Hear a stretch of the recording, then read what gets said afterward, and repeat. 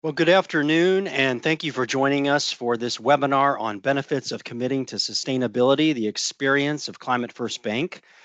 Today's event is being hosted by Fairfax County's Green Business Partners, a program of the Office of Environmental and Energy Coordination. And in today's webinar, you're going to hear about how a strong corporate commitment to fighting climate change can generate an edge in the marketplace when it comes to attracting and retaining customers, employees, and investors. You're also going to hear about how the Green Business Partners Program is supporting businesses who are taking steps to implement sustainability, and how your business can get recognition from Fairfax County for those efforts.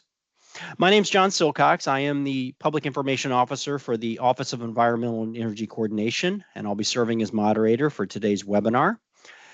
I also want to thank Emily Bohr and Julie Gurney from OEC, as well as John Bachman and the team from Stantec for all their help in setting up today's event. Before we get started, just a few housekeeping items to note.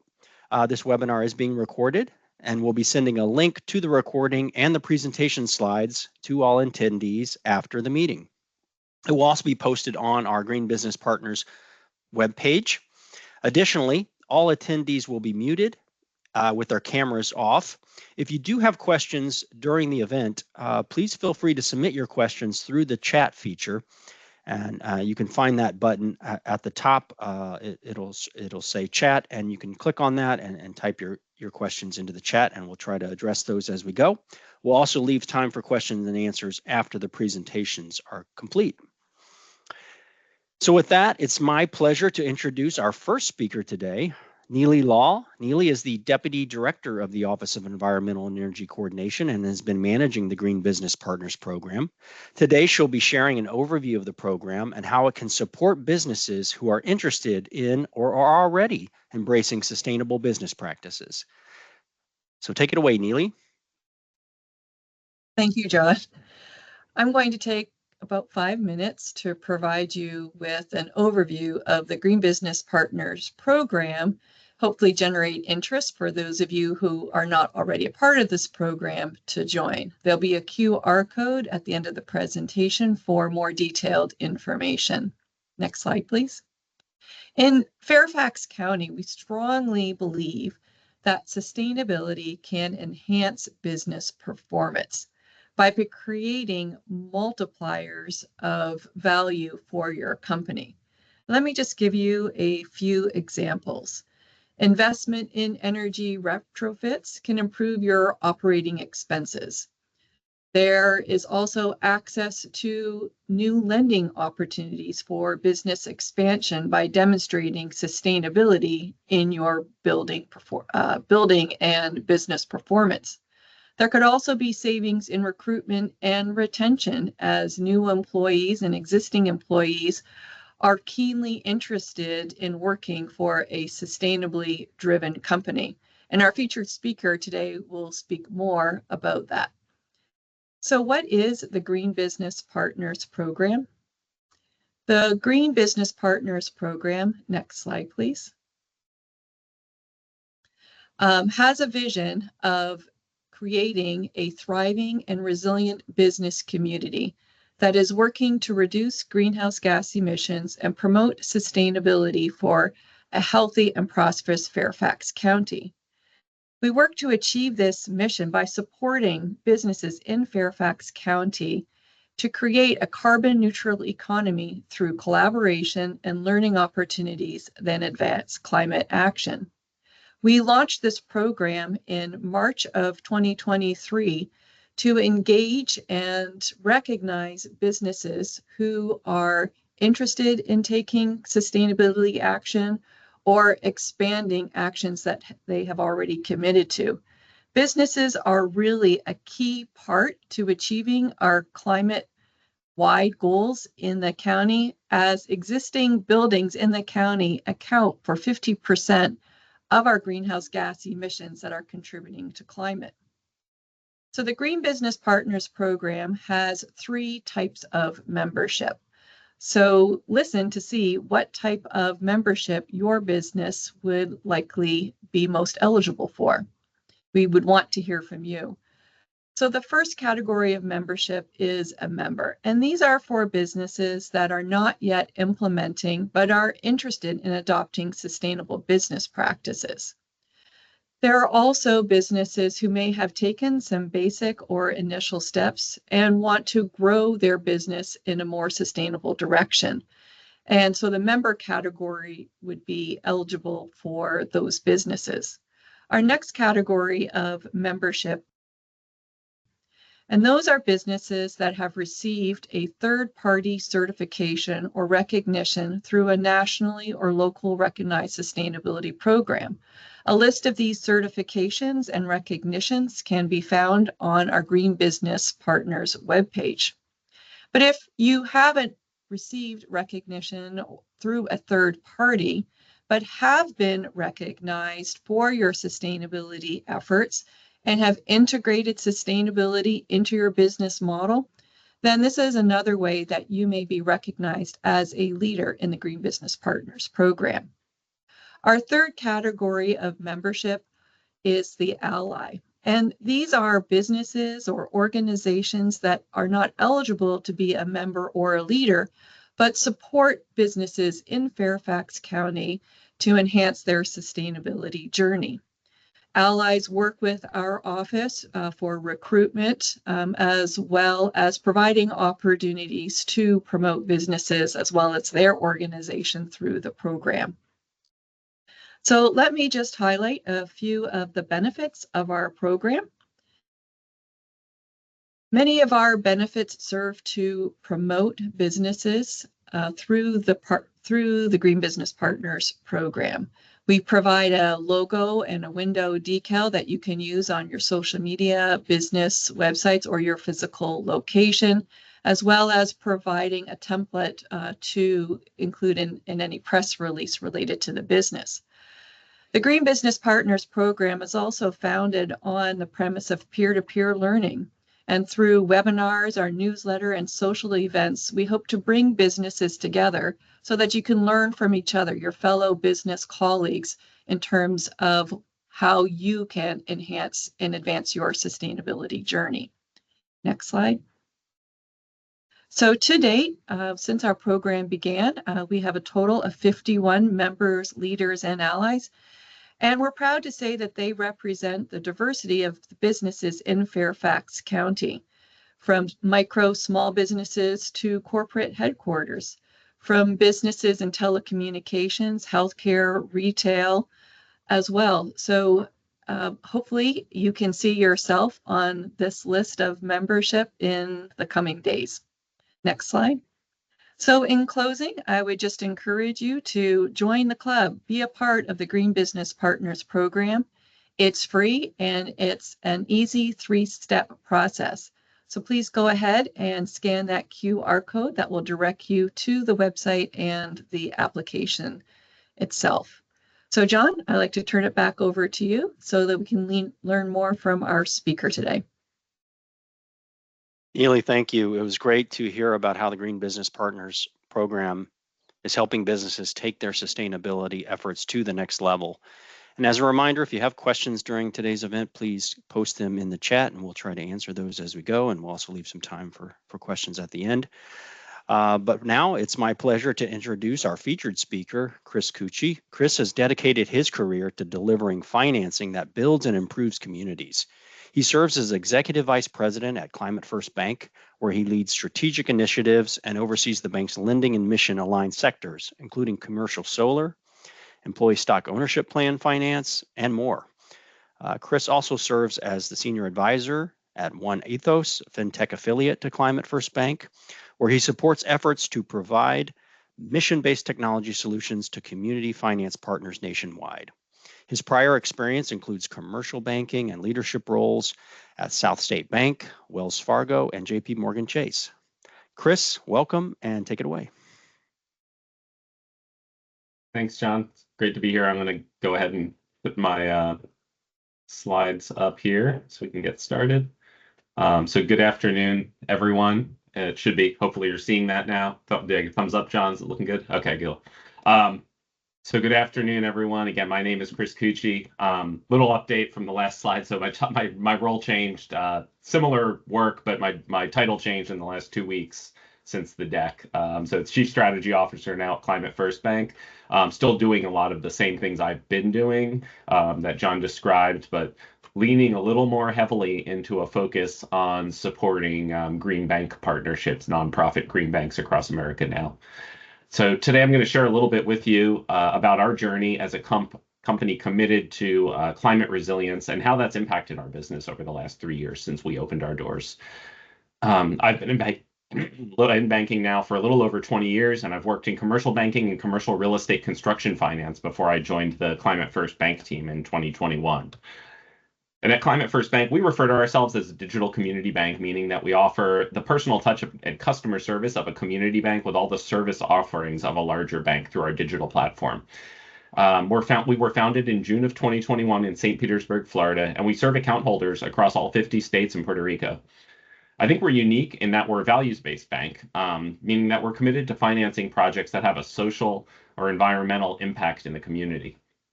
We're also a public benefit corporation, which is a for-profit company that has a stated mission or purpose that they can't deviate from. And we did that as kind of a protective measure because as we grow larger, we didn't want shareholder pressure to deviate us from this mission of environmental and social impact. We're also a certified B Corp. If those of you who are familiar with the B Corp network, there's an organization, a nonprofit called B Labs, and they certify companies are doing certain things in terms of environmental, social, and governance to make sure that they're operating at a high level of advocacy for employees, customers, and the planet. And these are both designations that we believe keep us authentic to our mission.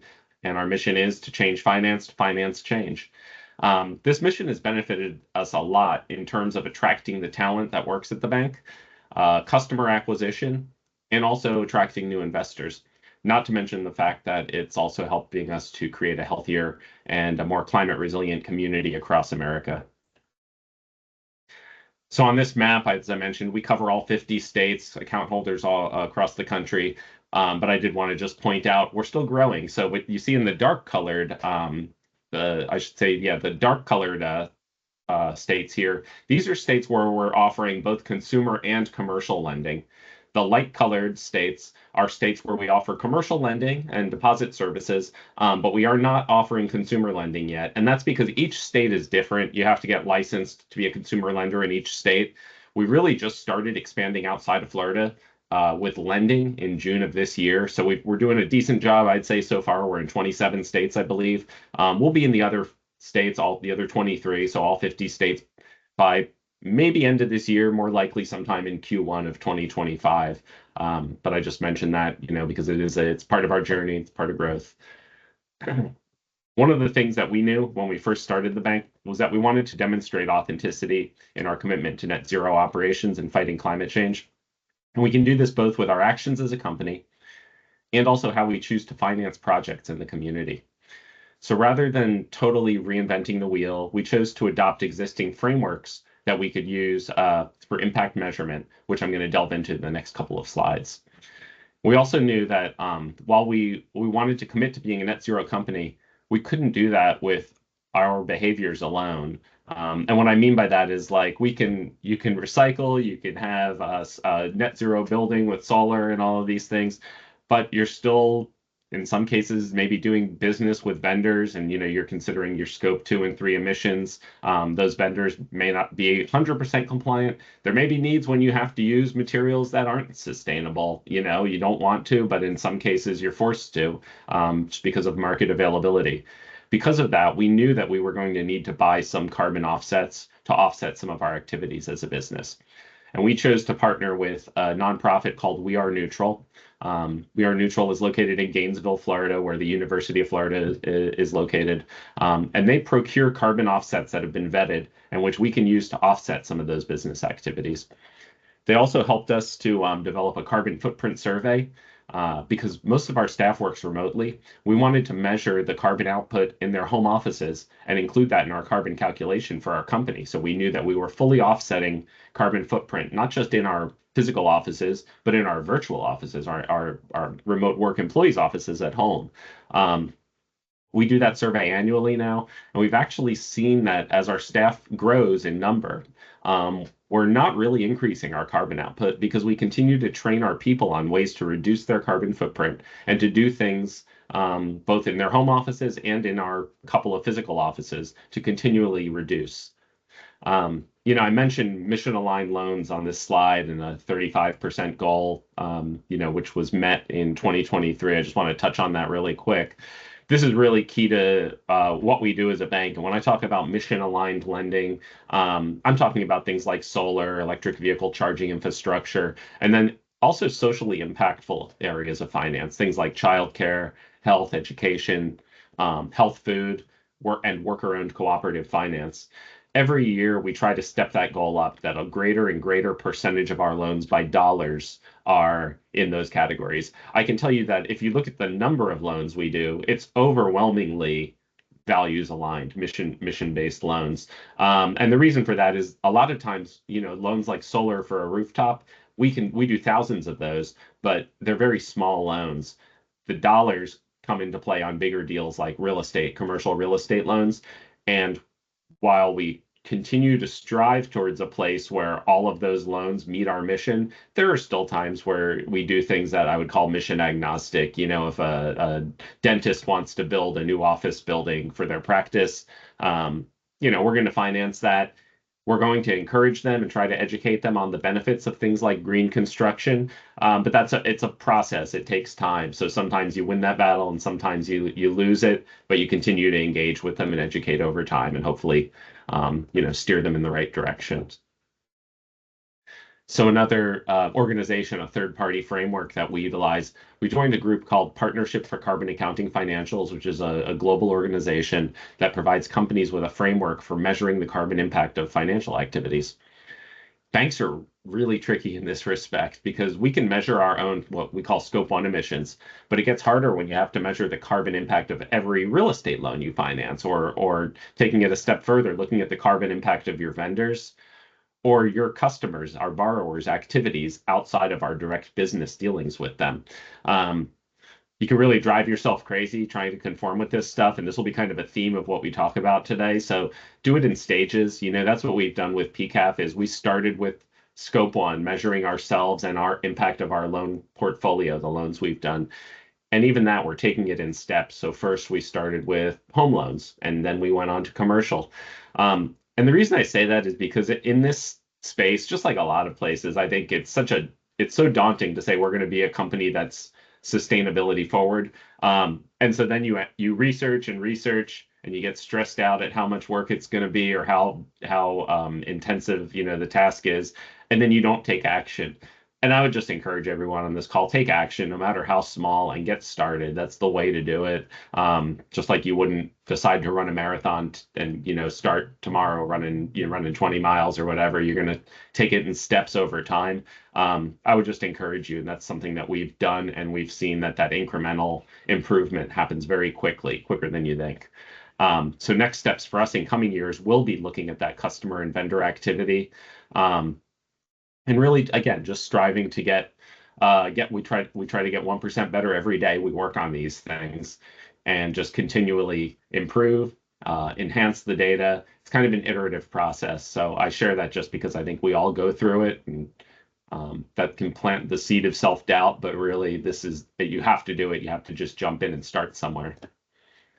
And then lastly, I'll mention just another organization. This is banking related, the Net Zero Banking Alliance, but I only mention this to say that in most industries, I deal with a lot of construction business, architects, electricians, different trades. There are oftentimes organizations like this that are relevant to your industry. Net Zero Banking Alliance is a group of banks that have collaborated and agreed to develop net zero targets by 2030 with the goal of being fully net zero compliant by 2050. It's unfair. We have a head start. It was a little easier for us because we're a 3-year-old tiny little bank. So we were able to comply with net zero from day one. We'd eventually like to get to a place where we don't need to rely on any carbon offsets to achieve that net zero. But we are doing it today for a large bank, in fairness, it's really hard for them to convert to this overnight, and that's why they're giving a pretty big runway here to 2050. But what I think is important here is that we develop reduction targets. And again, we're working with a nonprofit on that. The cost for us is extremely low. And I think a lot of you will find that We Are Neutral is a great partner to us. They work with companies all over the country. But I imagine you could find local partners in your market as well if you're looking to support someone locally. So typically in areas where there's a lot of academia, which I think you're in one of the best areas in the country for that, you're going to find that there are some nonprofit organizations like this that are there to support businesses in converting to a greener business model. So I'd encourage you to look at that as well. And then I did look at Fairfax County. And I have to say, compared to where I am in the state of Florida, I think you have some really great resources out there to support a business on the sustainability journey. I'll be sure that this deck will be shared with everybody, and I imagine this group has probably shared this link out to you before as well. But it's like I said earlier, I just want to reiterate, you can spend hours, days, and months researching all this stuff. It's so important to just take the first step. And it can be small stuff, like I think of the things we were doing early on, instituting a composting program at work. We created an incentive program for employees to encourage them to compost at home, to use mass transit or electric vehicles when commuting to work, and then graduate into other areas that maybe have more of a financial investment for you. So things like LED lighting, low flow plumbing in your buildings. I know that not everybody owns their building, so solar is not always feasible, but doing things internally to reduce your emissions, not only does it have a positive financial impact on your company, but it's also doing the right thing for the planet. And then over time, you start to gradually take on bigger challenges. I think you'll find it so much easier to get going if you start with some of these smaller items. You can kind of check the box and say, all right, we're getting stuff done.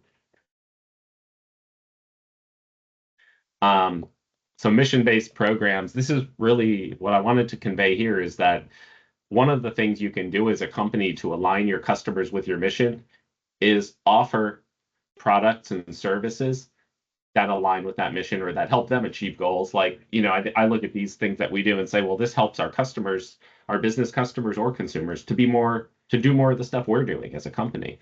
We're a full service bank. Like I mentioned, we do all the stuff a regular bank does, but we do it with this twist of always encouraging environmental and social impact.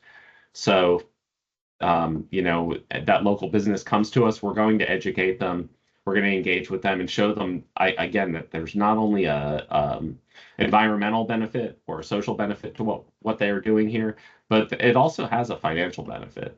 A couple of years ago, we were working with a commercial building owner who kept saying, solar won't work for me. I don't have the roof space. And we were like, that's a common misconception because people think I need enough roof space to 100% offset my utility expense. And it's really not the case. If you think of it, it's just like anything else. If you could offset a third of your building's energy with solar or half, but that solar power comes at a lower cost than your utility cost, then you're still saving money. So he agreed to finally give it a try, and he saw the difference after a year. He noticed that he was saving some money on his energy expense. He also noticed that people made comments about it. So people could see this on the rooftop. They could see these panels. They asked about it. Customers become interested in that when they see it. He also, at that point, so then that was kind of like the gateway, as we started with solar. And then he's like, I'm going to try putting in some EV chargers, put in 1 or 2 EV charging stations. That grew his business because then electric vehicle owners want somewhere to charge when they park. They're going to park in your center. They're going to use your services rather than going somewhere that doesn't offer that amenity.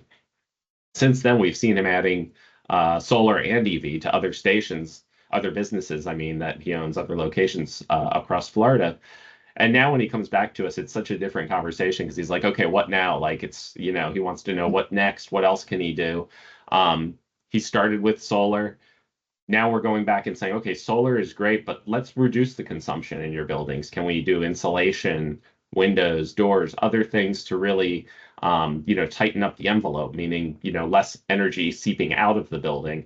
And as we do that, the ROI on solar increases for them. So you start wherever you can and you build it from there. Same with your customers. It's another example of a program that we've done, which is a Green Community Association loan. We have a lot of condos in Florida. I know that you have a good number of condos in your market as well. And you see a lot of issues where they need to do renovation work and don't always have the cash in reserves to do it themselves. Florida, of course, having a lot of coastal properties, we saw a big opportunity here, especially with the tragedy that occurred a couple of years ago in Surfside, Miami. So we've been offering green renovation loans to those condo and homeowner associations. So again, just trying to tailor the product.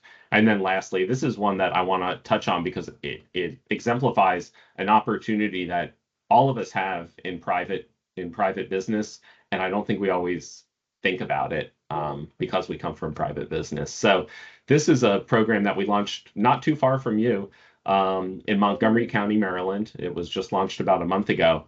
We partnered with a local nonprofit there, the Montgomery County Green Bank, and we're offering major discounts on residential solar loans to residents of Montgomery County.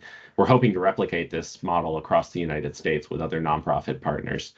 And the reason I highlight this is because, aside from it being somewhat close to where you all are, it really exemplifies to me the value of a public-private partnership.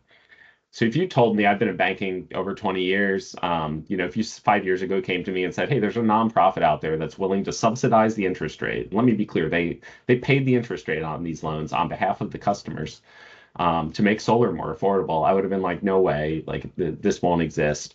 And it didn't exist at the time, but all it took was us asking. So connecting with these organizations, understanding their mission. Their mission was to increase solar adoption in their county and just throwing it out there. I mean, all it took was asking them. And I honestly thought it was probably a total long shot at the time.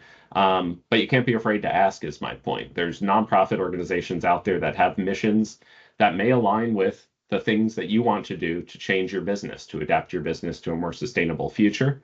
And if you think there's a financial viability to it, if you believe that it provides a benefit which supports the mission of that nonprofit, just don't be afraid to ask. They might say yes.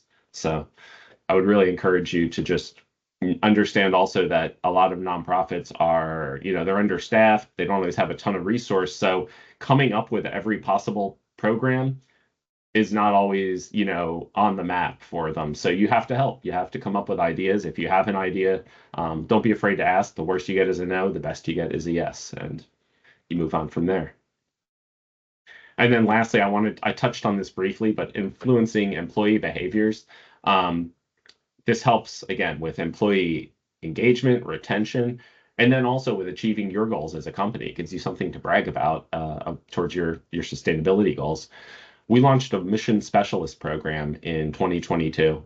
And under this program, our employees are rewarded for achieving a bronze, gold, or platinum status based on achieving certain sustainability milestones. And they can earn points essentially for things like composting at home, carpooling, mass transit, walking or biking to work. We have a approved book list that continues to grow, sustainability reading list. They can read those books and get credit.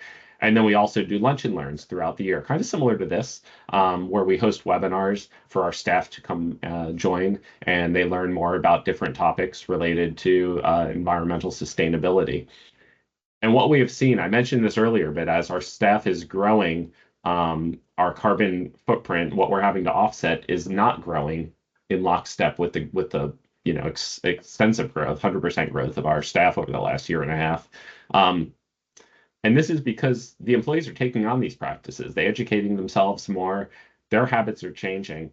And so the behaviors that they're learning from the Mission Specialist Program, it's a benefit. Like you can see, these are all quotes from members of our team that were talking about what they learned in the program. It helps them. It helps us because it helps us reduce our carbon footprint, which has a cost associated with it since we're net zero. We have to buy less carbon offsets. It's also helping their households. I mean, in a lot of cases, we're seeing, and we see that because when they report out their energy cost for the year, we're seeing it decrease, and it's decreasing in the same house they had last year because they're doing the things that they're learning about, and they're reducing their energy consumption at home.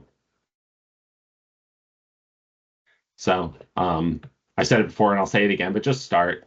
look into programs you have in your state. In Virginia, you have CPACE, employee engagement programs, like I mentioned, with our mission specialist program as an example. And I'm happy to share more details on that if anyone is interested in knowing more about what we've designed. If you lease your building space, don't be discouraged. You may not be able to do rooftop solar, but you can do things like I mentioned, LED lighting, low flow plumbing, maybe doors, windows, depending on your lease. All of these things can impact your carbon footprint as a company. And you want to share those things when you do them too. I mean, you make those improvements, you do LED lighting, talk about it on social media, share it with your customer base, because I think you'll be surprised, but there's more people out there that are, they're choosing who to do business with based on their values. And you're going to attract those customers and engage more with them if you show them that you're on their team and you're doing the same thing in your business.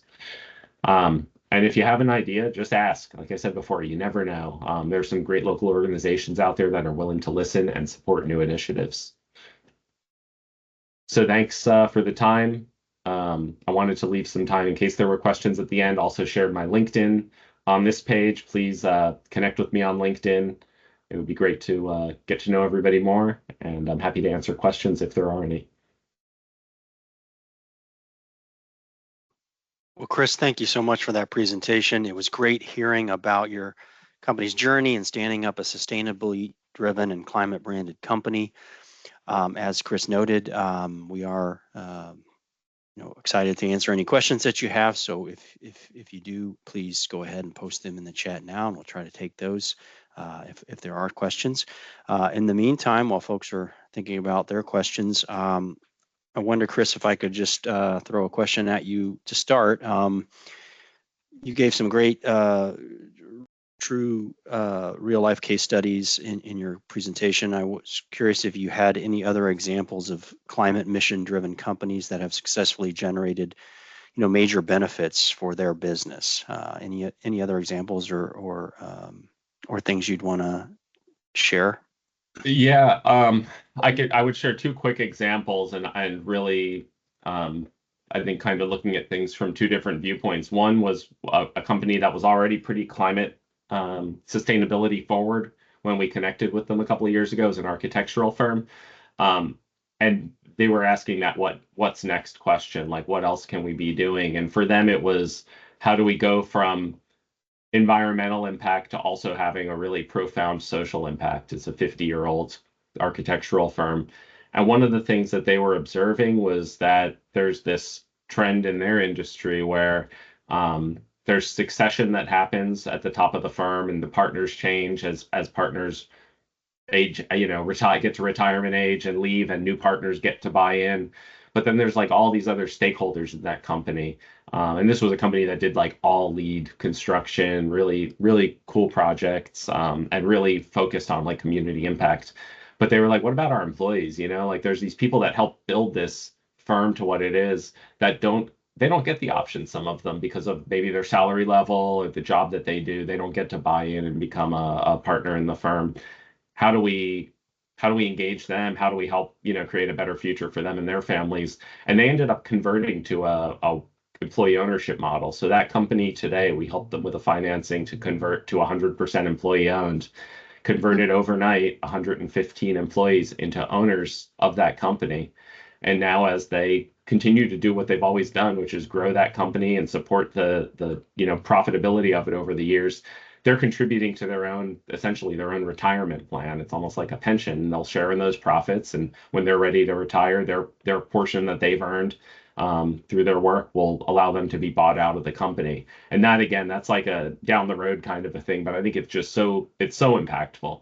And it started for them with environmental, and they felt like they mastered that. They did everything with the work they were doing was environmentally forward. Then it became, let's see what we can do in our business to be environmentally forward. And then they're like, okay, we feel like we've mastered this. Like, what else can we do to really create impact in the world? And the next for them was social impact, starting with their people.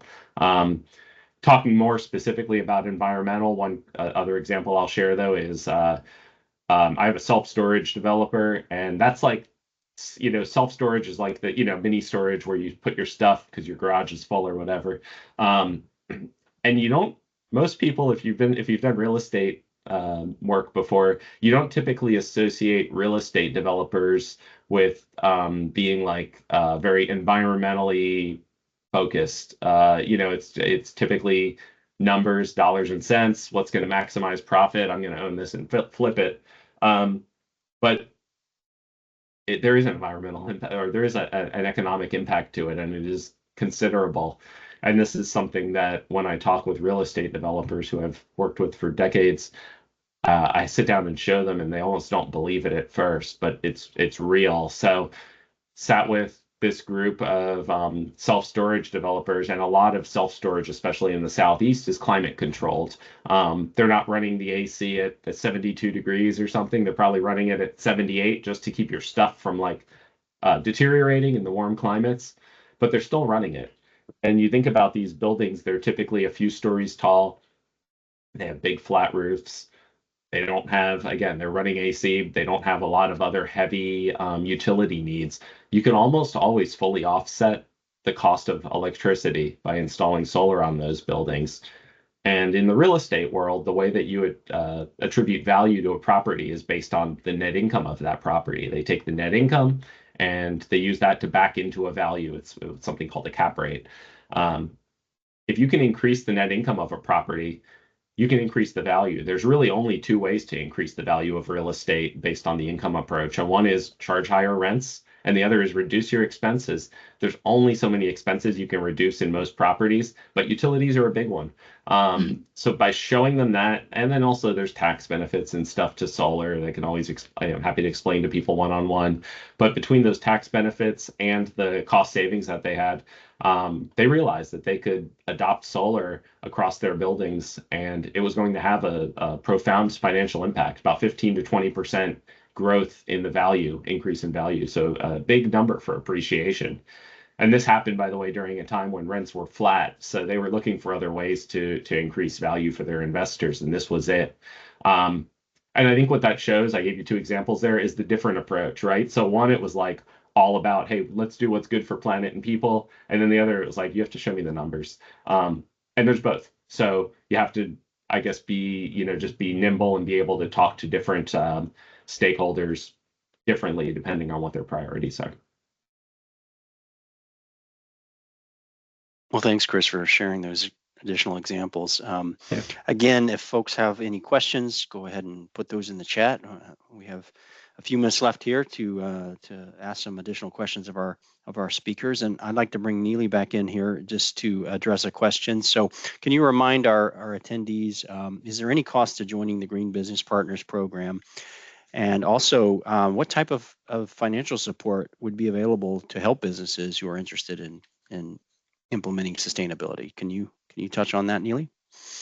Yeah, certainly. The Green Business Partners program is free to join, and the application process is very straightforward. It should only take you a few minutes to complete, as we're only asking for basic company information, and if you've been certified by a third-party organization, received any recognitions, what are your motivations for adopting sustainability practices?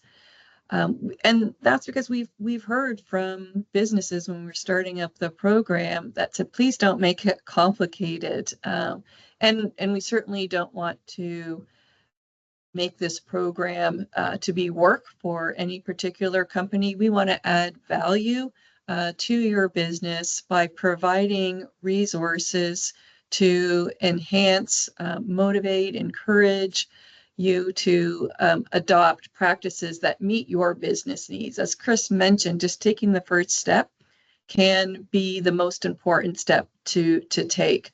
There are opportunities to do energy audits, waste audits, particular professional services that will be able to provide you with a plan if that is where you wish to start. Take a survey of your employees to find out what are their interests.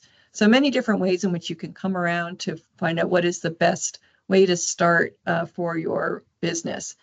We have some of that information on our website. There is a financial incentives table. So while there are low cost or no cost actions that you can take, for those actions such as LED light bulb replacement, hiring a contractor for composting, or more complex HVAC replacements or electrifying your building, then we have a table for financial incentives that we'll be visiting and updating on a regular basis that provide local utility-based state and federal incentive programs. And you can search by sector or by type of business by using our keyword search as well. Thank you, Neely. That's really helpful information. Hope everyone follows up and looks up those resources on the Green Business Partners site. With just a minute or two we have left, Chris, I wonder if you could also address something that Neely spoke to, which is what would you recommend might be the 2 to 3 things that a business should focus on if they're interested in developing a sustainability program? Yeah, so I would say first thing to do is just to look at internal practices at what you're doing every day as a business in your office. One, because those are the easiest things to change, to fix, and two, because those are things again that you can talk about with the public. People like that. The customers, whether you're B2B or B2C, customers gravitate towards it if that's something that they support. So I think that's the first place you could start. The next is looking for some sort of third-party organization that you can align with, that you can qualify through. So there's a lot of them out there. Again, for us, the B Corp network was one that made a lot of sense. I would say if you're B2C or a mix of B2C, B2B business, I would encourage you to look up B Labs and look at the other companies that are on that list. But everything from Patagonia and Ben & Jerry's to us, and there's a couple private equity firms, believe it or not, that are part of the B Corp network. It's a framework. It does take some work to comply. It's not easy every year to have to retest with them and make sure that you're in compliance, and they make the test a little harder every year. So you have to continue to do things to step up your game, but it covers all your bases. I've also found that the benefit with the B Corp network for us is with investors. So if you're a company that raises capital from outside investment, there's a lot of impact investment funds out there now. There are a lot of family offices that, for whatever reason, they want to have impact businesses as a portion of their investment portfolio. And B Corp for them is a third-party measurement that says that you are actually really compliant. You're not just telling them you're compliant on a pitch deck, but you're proving it with this third party. And honestly, for us, it keeps you honest. It keeps you attuned to what you need to be doing. So we find it to be, even though it takes work every year to requalify, we find it to be very valuable to be part of that network and very valuable to have their framework. Thank you for those thoughts and suggestions. It looks like we're just about out of time for today. So I just want to thank everyone once again for joining today's webinar. And I also want to thank our speakers, Chris Cucci and Neely Law. Please look for an email in your inbox in the next few days, which will have a link to today's webinar and to the recording so that you can view this again. If you enjoyed the webinar and want to know more about upcoming Green Business Partner offerings, please visit our website, which you can see that URL on your screen, or use the QR code there to go to the site. You can also email us at greenbusiness@fairfaxcounty.gov, and we'd love to hear from you. And for more information on Climate First Bank, you can visit their website as well, climatefirstbank.com. We want to thank again our speakers. Thank you for joining us, and wish everyone a great rest of your day. Thank you. Thank you.